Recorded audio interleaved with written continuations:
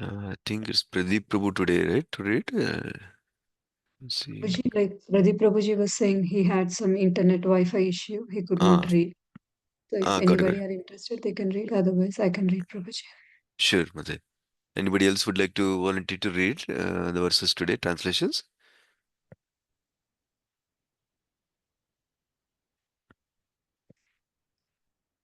Okay. Yeah, you have time to read, Mate. Otherwise, I can also read. Okay, if you want to read, you can read Prabhuji. Sure, Mate. Okay. Om Namo Bhagavate Vasudevaya. Om Namo Bhagavate Vasudevaya. Om Namo Bhagavate Vasudevaya. Narayanam Namaskritya Naram Chaiva Narottamam Devim Saraswatim Vyasam Tato Jayam Udirayet Nashtaprayeshu Abhadreshu Nityam Bhagavata Sevaya Bhagavati Uttama Sloke Bhaktir Bhavati Naistiki. So we can read the translations. Today we're reading the translations from the seventh canto, chapter number 15, text number 50 to 60, 50 to 60. So I think is the verse, so let me see, 51 or 50? Krishna Prabhu, this is 51 and 52 combined. Okay. 50 was in the previous verse, Prabhuji. It's covered yesterday. 15, 51. Oh, got it. Comment 15, 51. Makes sense, bro. Thank you. My dear King Yudhishthira, when oblations of ghee and food grains like barley and sesame are offered in sacrifice, they turn into celestial smoke, which carries one to successively higher planetary systems like the kingdoms of Duma, Ratri, Krishna Paksha, Dakshinam, and ultimately the moon.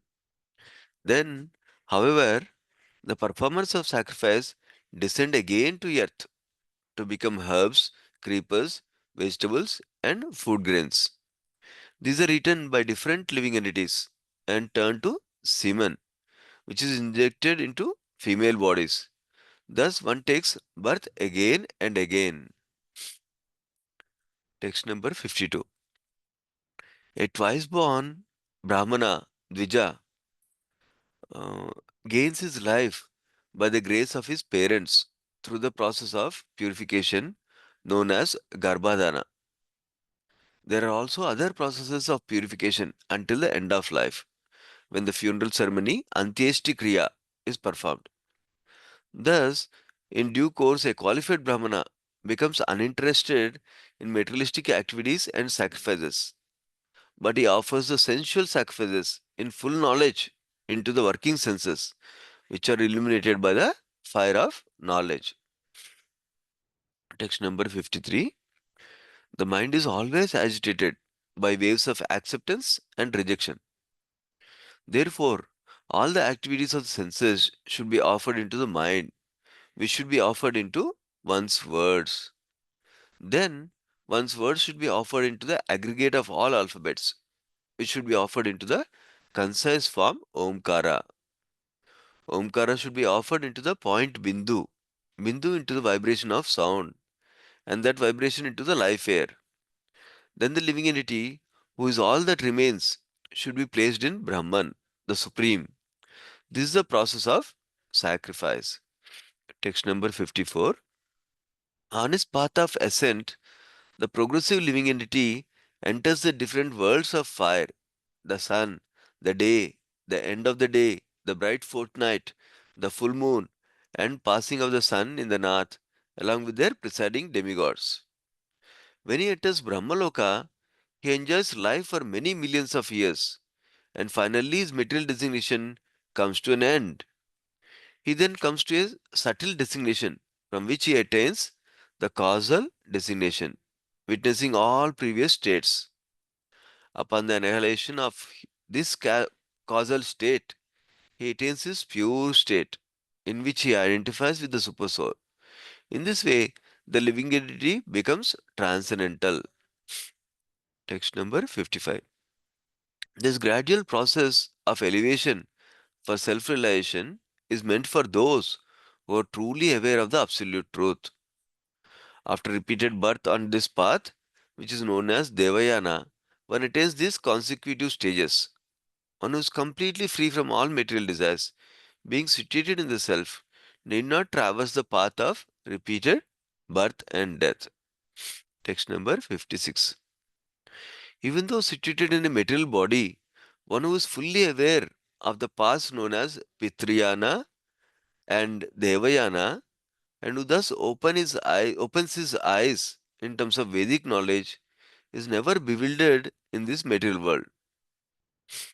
Text number 57. He who exists internally and externally at the beginning and end of everything and of all living beings, as that which is enjoyable and as the enjoyer of everything, superior and inferior, is the supreme truth. He always exists as knowledge and the object of knowledge, as expression and the object of understanding, as darkness and as light. Thus, He, the Supreme Lord, is everything. Text number 58.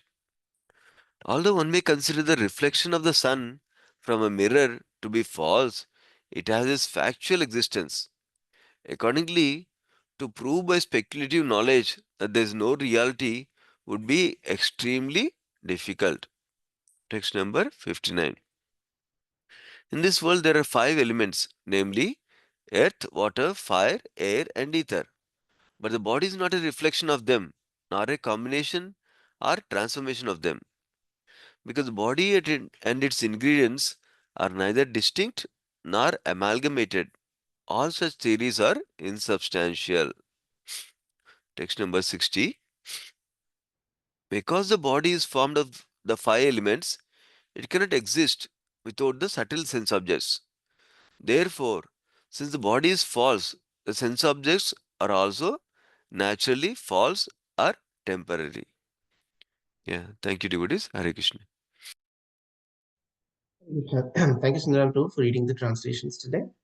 And thank you, dear devotees, for taking your time out to join to read from Srimad Bhagavatam, Canto 7, Chapter 15, text 50 to 60. I'll start by offering my prayers. Om Kyantimirandasya Jnananjanashalakaya Chakshurunmilitam Yena Tasmai Shri Guruve Namaha नम ॐ विष्णुपादाय कृष्णपृष्ठाय भूतले श्रीमते भक्तिवेदान्त स्वामी इति नामिने नमस्ते सरस्वते देवे गौरवाणी प्रचारिणे निर्विशेष शून्यवादी पाश्चात्य देशतारिणे जय श्री कृष्ण चैतन्य प्रभु नित्यानंद श्री अद्वैत गदाधार श्रीवास आदि गौर भक्त वृंदा हरे कृष्णा कृष्ण कृष्णा हरे हरे हरे राम राम राम हरे हरे हम करोति वाचालं पङ्गुं लङ्घयते गिरिं यत्कृपातमहं वन्दे श्रीगुरुदीनतारणम् Hare Krishna, dear devotees. So just to summarize what's being discussed so far in this particular section, so we'd seen how Yudhishthir Maharaj had asked Narad Muni about the main principal duties of the people who are in different varnas and ashramas, and that's what's being discussed in the previous few weeks. And now we're coming towards the conclusion of this particular canto, this is one of the last sections where Sri Narad Muni now is trying to sum up everything that he's described, and he's talking about the general principles. The title of this chapter is Instructions for Civilized Human Beings. So, just as a irrespective of our varnas and ashram, what our particular duties are, as when we take this human birth, is being described in detail by Sri Narad Muni over here. So yesterday we had begun introduced the concept of Pravritri Marg, and that is what that concept is being continued over here. So there are two sections in the discussion today. The first section talks about Pravritti Marg and Nivritti Marg. And the second section will talk about Nagini starts summarizing the occupational duties. And again, talking about some very subtle, important points related to our philosophy. So in the first section, when we're discussing Pravritti Marg, just to recap what Pravritti Marg means. Pravritti Marg is the ascending process wherein a living entity wanting to achieve higher and higher material benedictions performs the rituals that are offered, that are prescribed in the Shastras, in the Vedas. But there are certain fallacies of this path, and this is not the perfect path that we need to follow, and that is what is described in this shloka here.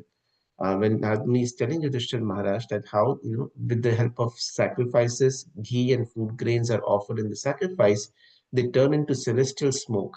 And as smoke rises up from the earth and goes up to the sky, similarly, that living entity who's performing that yajna is liberated from this bhuloka, nritya loka, into the higher planetary systems, kingdoms of Dhuma, Ratri, Krishna Paksh, Dakshinam, and Som planet. However, the fallacy of this path is that once we reach that particular higher destination by being in just the mode of goodness and by accumulating piety, we cannot stay there forever. Also, the other fallacy of that thing is that that particular higher planetary system is also within the realms of this material world. So it is also eventually subjected to the problems of birth and death, old age, disease, and death. So that is why what happens is once we exhaust our piety, exhaust our credits, those living entities have to come back again to this Mrityulok, this earthly planet. And how do they come back is described in Bhagavad Gita 3.14, where Krishna says, Annad Bhavanti Bhutani, that these living entities, they drop from from the higher planetary realms into the earth in the form of rain, and it's also described in Bhagavad Gita 9.21, Tetam Bhuktva Swarga Lokam Vishalam. What happens is this rain transforms into food grains once it comes in contact with the soil. And once these food grains are eaten and digested by different living entities, that particular Jivatma, once it's impregnated into the body of a female, it assumes a material covering in material body. So this credit, this piety that is acquired by this pravritti marg is finished, is exhausted, and the living entity has to come back again to this earthly realm. Um, the example sometimes is given is just as, when we go on vacation, when we go on a holiday somewhere and travel for tourism, we go and we stay in a nice hotel, and they welcome you. When you go to India, they do such nice hospitality, and they'll welcome you and they'll treat you nicely only until the time you have paid the money. After your number of days that you paid the money is over, they'll kick you out of there. If you don't, even if you want to stay, but you pay the money, and they'll kick you. You may say, oh, you were so nice to me yesterday, but why are you kicking me out today? But as soon as your balance is over with that particular hotel, you are forced to move out. So similarly, we may achieve piety in this world, and a lot of people aim for this. People who are interested in karma kand, people who are interested in the ritualistic activities, to be liberated to higher planetary systems, but they don't realize that that destination cannot be forever. Also, another example is given when we go to some friend's house or relative's house. We go there and we are only invited guests for a certain duration of time. After that, we've given subtle signals that you have to leave and go back to your own house. But when you go back to your own house and go back to your own parents, you can stay there for as long as you like. Similarly, when we go back to our own father and mother, Krishna and Radharani, we don't have to come back again to this material world. Krishna says in Bhagavad Gita, Yam prapyana nivartante tadhama paramam mama. One who comes back to to my realm does not have to return again, take birth again and again. Now, one may question that why is this? Sometimes when we preach, we see a lot of people ask this question: that why is this Pravritti Marg even mentioned in the Vedas, in the Shastras? Because Krishna himself says, Gunya Vishaya Veda, that in this Vedas that's prescribed, that's given by Lord Krishna through Veda Vyasmuni, these paths are described for people who want to follow these particular paths. So there are a lot of people in this world who want simple solutions. They want solutions that benefit themselves only, not thinking of the higher good or the ultimate benefit.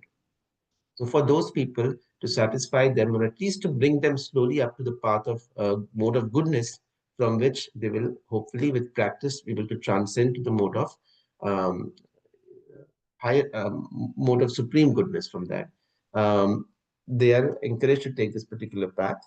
But Krishna also says, when he says Traigunya Vishaya Veda, Nishtraigunya Bhava Arjuna. But Arjun, you rise above these three modes of nature that are described in the Vedas. Um, and you surpass into transcendental goodness. So in this particular way, we find that this path of Pravritti Marg is rejected in this particular shloka.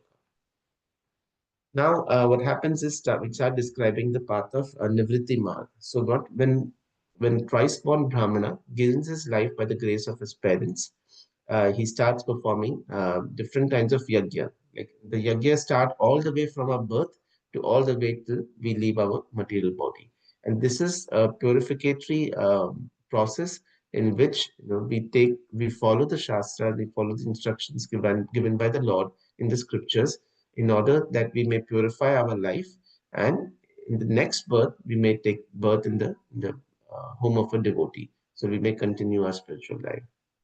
If we continue to follow these particular prescribed duties, in due course a qualified brahmana becomes uninterested in materialistic activities and sacrifices, but he offers the sensual sacrifices in full knowledge into the working senses, which are illuminated by the fire of knowledge. So one of the advantages is, as mentioned in the Vedas, is that if you continue to follow this particular path, Krishna himself will provide us the intelligence to realize that this is only karma kard. And ultimately, we will realize that this is Kaitanya dharma. This particular dharma that is only giving us material benefit or benefit that's only temporary is not my ultimate goal. And then we come to the path of bhakti. Then, when we sincerely desire, sincerely question what is the real goal of life? What am I really here to achieve? Then, by the mercy of Krishna, we meet a devotee. And a devotee comes and he enlightens us in this knowledge, and he shares us what is beyond this material realm, and how we can approach that Supreme Personality of Godhead, and how we can dovetail our life so we can achieve Krishna plane and go back home, back to Godhead. So, in this particular way, we can do that. And Srila Prabhupada makes a wonderful statement in this purport over here. He says this movement of Krishna consciousness helps one give up Pravritti Marg and come to Nivritti Marg. And we see that oftentimes when we go out to preach, we meet a lot of people who are stuck in this concept of Pravritti Marg. They're following the scriptures, they're following the Shastras very superficially without understanding the ultimate essence of the scriptures. So a lot of times when we preach to these people, we based on Srila Prabhupada's literature, the books that he has provided to us, we try to explain to them and help them understand that it is not important just to stay on the superficial level of religion, but to go much deeper. Because religion without understanding philosophy, Srila Prabhupada describes, is just sentimentalism. And philosophy without religion, Srila Prabhupada says, is just mental speculation. So although we want to have a religious basis to it as well, but we also want to have a spiritual connection, a deeper understanding of what this path is taking me. Chaitanya Prabhu had wonderfully explained that spirituality without the spirit is just a ritual. So if you take spirit out of spiritual, all you're left is with just ritual. So we don't want to be stuck just in rituals, just to achieve some temporary higher planetary systems in the next life, but we want to understand the spirit and go back home, back to Godhead. Another point that Chaitanya Chandra Prabhu had shared in his lecture was that everything that we see, these things that are described in the Vedas, in the Shastras, in the scriptures, they are very attractive. So all attractive things come from Krishna, and that is why these Vedas come from Krishna. But it is also important to remember that all attractive things do not take us to Krishna. We have to understand and we have to scrutinizingly study the scriptures in the association of sadhus, of devotees.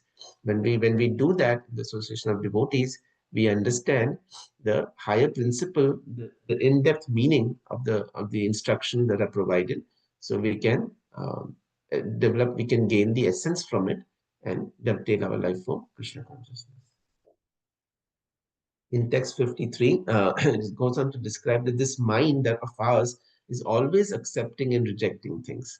Srila Prabhupada comments in the purport that he comments from a bhajan of Bhakti Vinod Thakur, Miche Mayara Bashe, Yacha Bheshe, Kacha Babu Dabu Hai.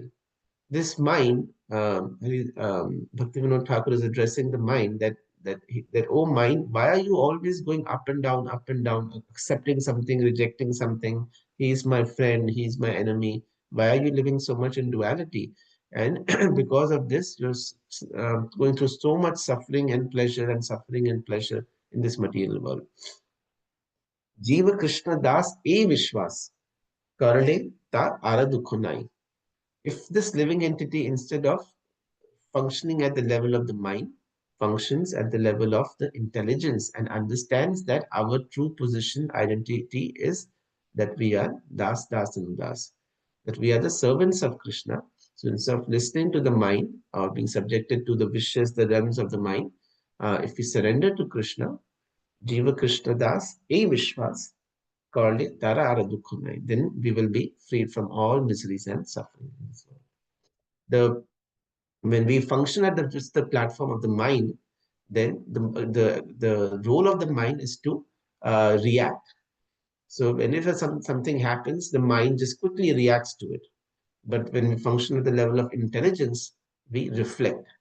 So when something is said to us, we try to absorb it, try to look at the pros and cons, and then develop a response towards it. So we reflect on it. But when we function at the level of the mind, anything happens, oh, he's good for me, oh, he's bad for me, oh, this is my friend, this is my enemy. We function at that particular level. But when we come to the platform of intelligence, we realize that everything that is there is connected to Krishna. So we are free from this duality, and we are free from this fear of having facing good times and bad times when we surrender to Krishna. And of all the sacrifices that I mentioned, the people who this intelligence, the people who are intelligent in this age of Kali, yajna sankirtana prayer bhajanti hi sumedhasa. So the people with sumedha or good intelligence, the yajna that we perform, devotees perform is sankirtan yajna. So then what's gradually described in the next couple shloka is how by slowly taking this path of Nivritti Marg, a devotee, absorbs all the good qualities and slowly develops detachment from this material world and understands his pure state, which he identifies with the super soul. In this way, the living entity becomes transcendental because Krishna promises that whatever success, whatever gains we have made in this path of bhakti, always stay with us and are never destroyed. So that particular living entity who is in this journey, he resumes his journey from that end. The same thing is described in text 55 as well. In text 56, it is described that one who's fully aware of this path known as Pitrayan and Devayan. So again, the Pravritti Marg and Nivritti Marg are also described as Pitrayan and Devayan, and who thus opens his eyes in terms of Vedic knowledge. Now, how do we open our eyes? Not by our own caliber, not by our own merit, but by the mercy of a guru. Om Gyan Timirandasya Gyananjana Shalakaya. The anjana of knowledge is open, given to us by our guru, by a Vaishnava. And by that, we understand this difference of Pravritti Marg and Nivritti Marg and how to surrender our life towards Krishna consciousness. Now, in text 57, that's the second section for today. What is described is the summary of occupational duties. So it is said that the Lord exists both internally and externally, and everything exists within him. Now, we all are familiar with the invocation slok to Sri Upanishad. Om Purnamada Purnamidam. The Lord is this, the Lord is also that. Everything that is there in this world comes from the Lord. Um, one of the names of Lord is also Narayan. Narayan means the situation, the place, who is the shelter, the ayana of the naras.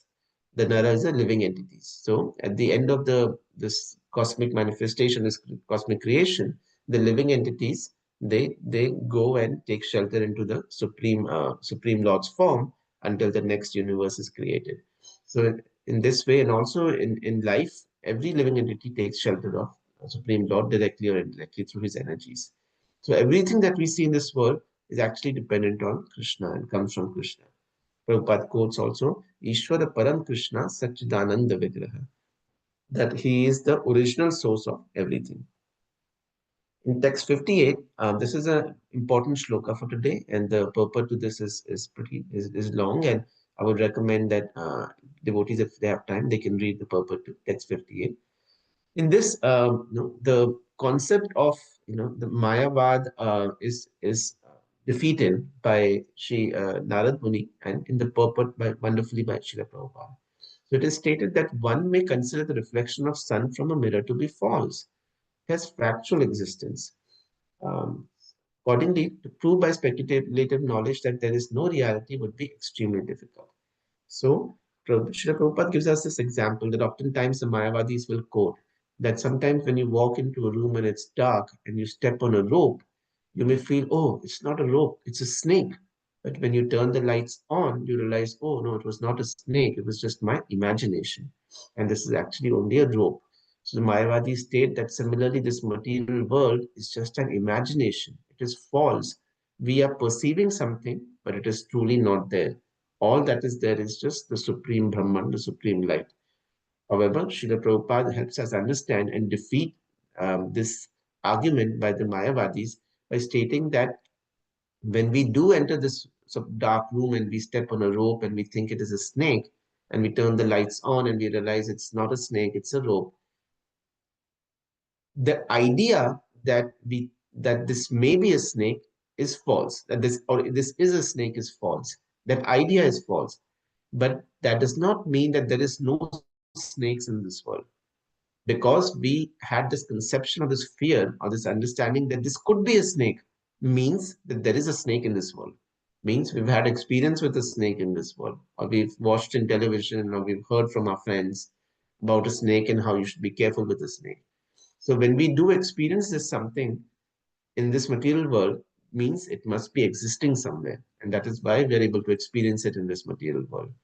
In one of the beginning courses when I was joining Krishna consciousness, one devotee had wonderfully explained that everything that naturally inherent desire that we have in this world has an object that can be that can fulfill it, like thirst.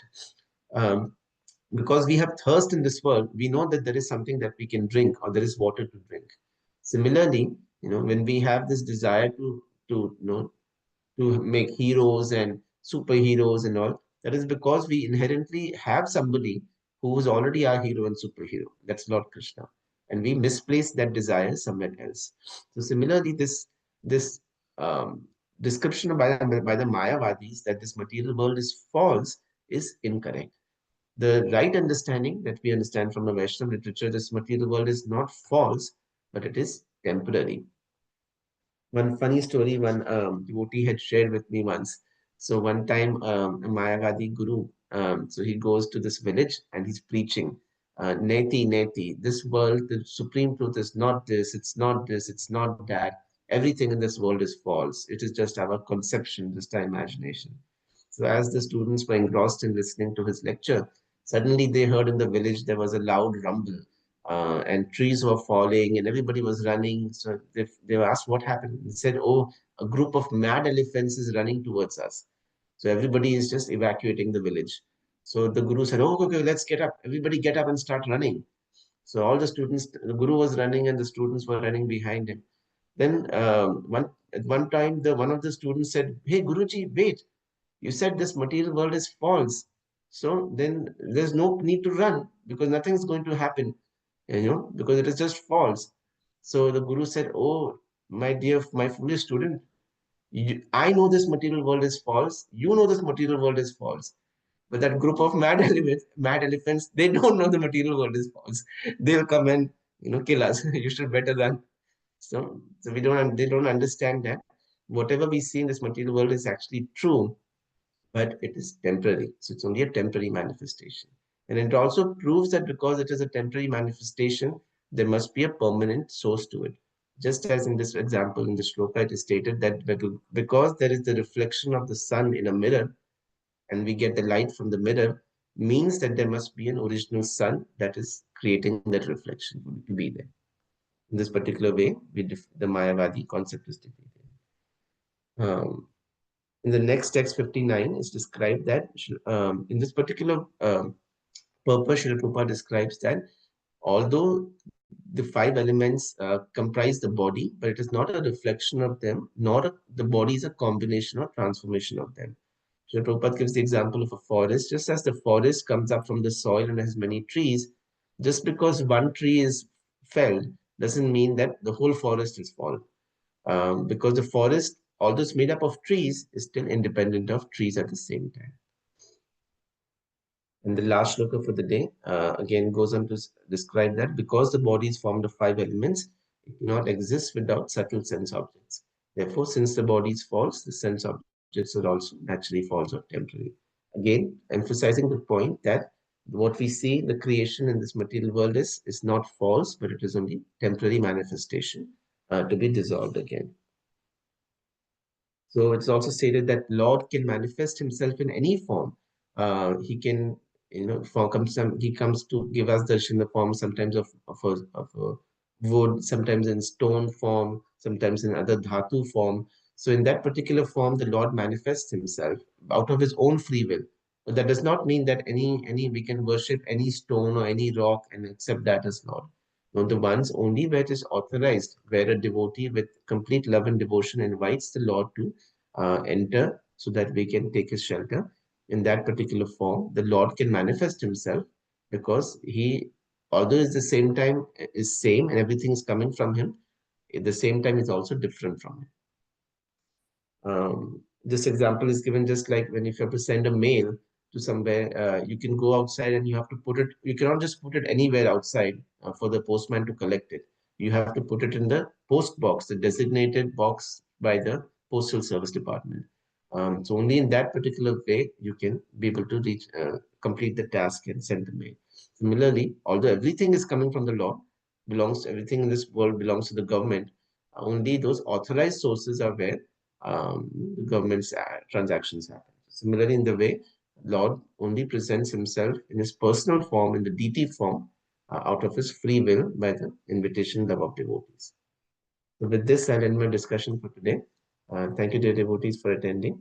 Grantaraj Srimad Bhagavatam ki jai, Srila Prabhupada ki jai, Ananta Koti Vaishnava ki jai. Hare Krishna. Thank you very much, Prabhuji. Hare Krishna. Hare Krishna, Prabhuji. Thank you so much. Prabhuji. Hare Hare Krishna. Yeah, thank you so much, Prabhuji. Hare Krishna.